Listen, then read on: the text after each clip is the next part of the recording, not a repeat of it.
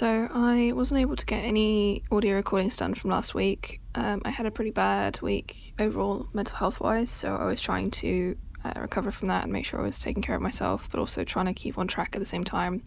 I did manage to get the ruffle panels finished cutting them out because I had four out of the 9 I needed, so I needed another 5, I think. And I finished overlocking all of them as well. I stayed at the Grays campus because I had the overlocker set up already with the thread cuts I needed, and I didn't really want to mess about with trying to match them or having different coloured overlocked edges on the ruffles, which I know is a really minor detail, but it would still have bothered me. But I managed to get those cut out, overlocked, and I finished up the loose thread in the same way as I'd done the others. I then sewed together the ruffle panels and the skirt panels, leaving a section in the skirt for a placket for the opening, which goes down quite a way because the skirt, the waistline for the skirt is quite high. It's not at the true waist, so I wanted to make sure that it was definitely going to be able to get over the sort of lower hip area. I also I started working out the petticoat recipe as well. So I measured the length overall from the waistband to the hem of the ruffle on the toile that I had, because that was about the right height. Making sure to make sure I was looking at the right safety pins, and because it was quite uneven, it was difficult to pin it properly, so I made sure that the centre front was the right length at the right levels. So I measured that out, and then I spoke to Rachel about the petticoat and how to go about it. So I was going to do a quarter petticoat, so a quarter of the total waist, because if I did it at half scale, the ruffles wouldn't be the same volume as they would at full scale. So a quarter means that I could test out the fullness and the lengths of the panels that I wanted without using all of the fabric. So I did a little diagram to try and figure out how to best divide up the layers to make the bell-shaped petticoat. So I went from the diagram that Rachel drew for me, where it has the I did it with 6 layers, so the top 3 are the sort of narrowest at the waistband, with the majority of the fullness being at the 3rd tier, and then 4, 5 and 6 were a little bit longer and evenly split. I was trying to figure out exactly how much, I was basically going off the how we did the tutu recipe last year. So I'd marked out how many I started with a waistband. I decided to give it 110 centimeters plus 10 centimeters ease, so it's 120 centimeters, which should be enough to elasticate. So I also decided to elasticate the waistband just for ease of altering, because if I made it a fixed waistband, it would be a lot more difficult to sort of adjust. And if it's elasticated, that means firstly it's going to be more comfortable to wear for my model. Secondly, it's going to fit to the contours of the body a lot better than if it was a fixed waistband, because it's going to be elevated up into the bodice.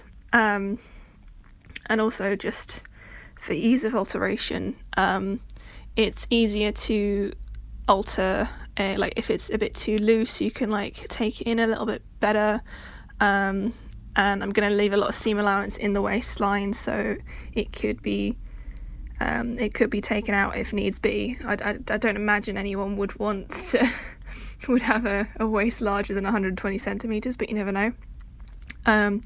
So I had the waistband. Then the first tier I had it as triple the waistband length. So I was working out in lengths. So one length is 162 centimeters, 2 widths for the first tier, 6 widths for the second tier because I'm tripling it each time to get the fullness I want, and then the third tier was 18 widths, which worked out to be about 30 meters, which is insane for only the third tier out of 6. So I decided to have the 4th, 5th and 6th tier being the same 18 widths, although I wasn't quite sure exactly how to fix those to each other, because obviously the lower down you get with tiers, if you're gathering it each time, the more fabric is going to go into it, so it would have ended up something stupid like 120 meters for the bottom level or something like that, which is a lot.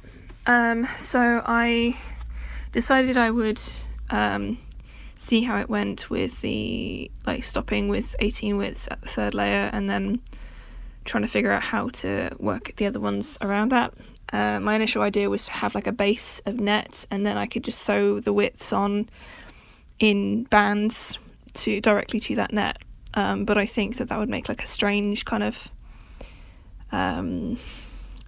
steps in the petticoat, which I really want to avoid because that's going to look really awkward. So I basically, to figure out how wide I wanted the widths, I had the total length I wanted to be 75 centimeters from the waistband to the hem, so I measured out 7.5 centimeters on a piece of paper and then divided it up, and then measured from there. And I also quartered the amount of widths I would need for each one so that I could cut the net a bit more economically. So the first tier was half a width, the second tier was 1.5 widths, the third tier was 4.5 widths, and then same for the rest of them. It worked out that the first 3 tiers would be 10 centimeters long, 10 centimeters wide each, and then the last 3 would be 15 centimeters wide, which I was quite happy with. But I was trying to be clever when I was cutting out and trying to stack up the 4.5 widths, so that I could cut the half a width. I could cut 5 widths on top of each other, and then just half one. So each would have 4.5, but I didn't take into account the fact that the last 3 tiers were wider than the first 3 tiers. Hang on, if I got that mixed up. The last 3 tiers would be wider than the first 3. So I cut everything out at 10 centimeters wide as opposed to 4, 5 and 6 being cut at 15 centimeters wide. So I basically have a lot of net at the 10 centimeter width, which is fine because I can just use it for the actual petticoat itself. It's not going to be wasted. So I did actually start sewing that together. So I have a little roll of net now. I then had to go home because we ran out of time. I didn't have time to cut any more net, so I kind of left it at that. I basically spent the evening sewing the sample layers together. I only got to layer to tier 3 because obviously I couldn't pleat any more in the wider width and I wasn't quite sure how to tackle it. So I stuck just sewing the first 3 layers. I pleated everything down in using box pleats because I really liked the effect that it had on Becky's petticoat that she was doing, and I think it just looks a bit fuller and a bit neater when it's like that. I don't want it to look scruffy, so I'm doing my best to keep it neat. Even though it's only a petticoat, it's not really going to be seen in great detail, except by Amanda and whoever's judging the Roll Up Brows challenge. So I was quite happy with the quarter version I had. I found that some of the widths weren't quite as long as they needed to be, even though I was pleating them down it was being pleated down by a factor of 3. And I figured that out because obviously 3 times the waistband is which is 120 is 360, but 2 widths worth is 324 centimeters. So excuse me, the at the quarter level there was going to be a little bit of a gap, so I need to account for that when I am pleating it down. So maybe adding another like half a width in, just to make up that extra like 40 centimeters or so.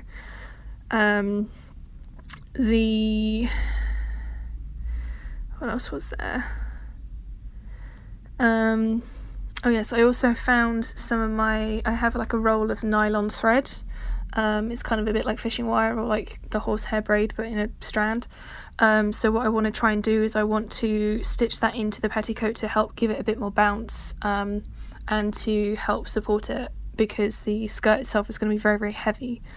I don't really want it collapsing, so if I can avoid boning as much as I can, that would be really ideal.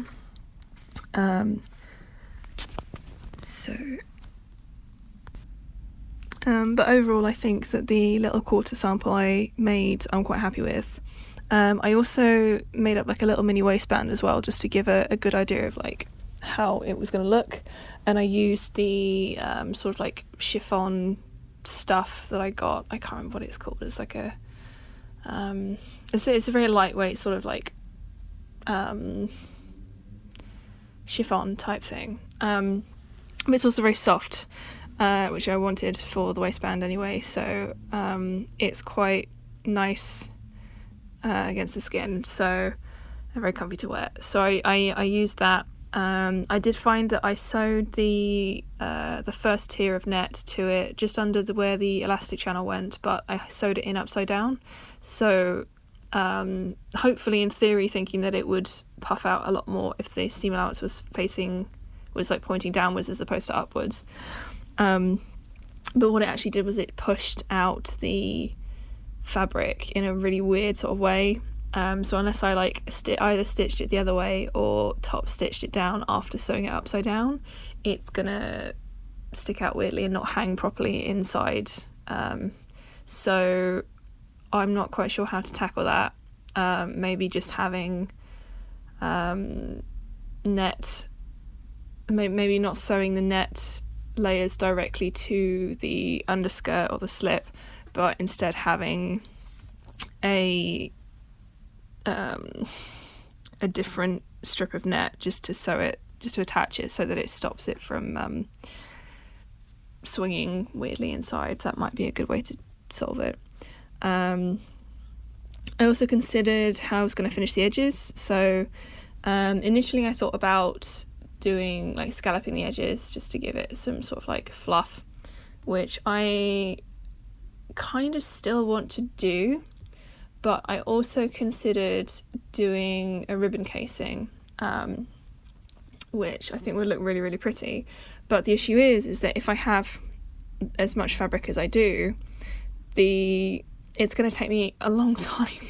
Like if the bottom layer is going to be 30 meters long, firstly that's a lot of ribbon to get through, and like I can get it quite cheaply from Fabricland, but that's more money and more time waiting for it to arrive. But also it's just going to take a lot of time to actually sew it on, so I'm still undecided as to whether I want to do that or not. I will probably do a little sample to try and figure it out.